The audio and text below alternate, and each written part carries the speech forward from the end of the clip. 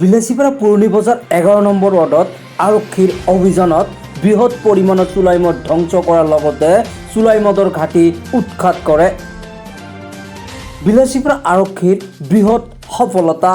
বিলাসীপাৰা আৰক্ষী চকীৰ অন্তৰ্গত 11 নম্বৰ ৱাৰ্ড পুৰণি বজাৰত আৰক্ষীয়ে চলায় এক অভিযান।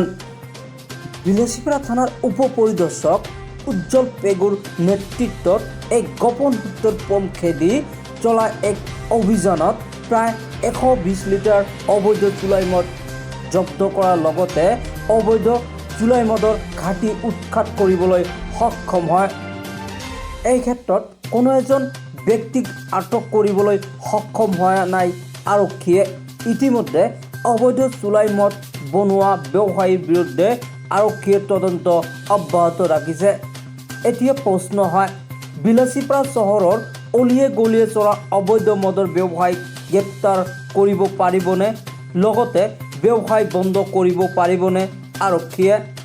নে আৰক্ষীৰ চকুত ধূলা দি চলাই থাকিব অবৈধ চুলাই মদৰ ৰমৰমীয়া বেহা? সেয়া পৰৱৰ্তী সময়ত লক্ষণীয় হ'ব।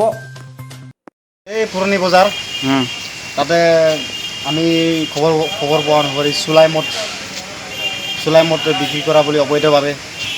কিমান লিটাৰ চুলাই মদ জব্দ কৰিলে? কমচে কম আপোনাৰ 120 লিটাৰ সেনেকুৱামান হ'ব। আৰু আমি গোটেইখিনি চুলাই জব্দ কৰিব সক্ষম হৈছোঁ। কোনো ব্যক্তিক আটক কৰিছে নেকি? ব্যক্তিগত আৰু পলাতক অৱস্থাত আছে, বৰ্তমান পলাই গৈছে।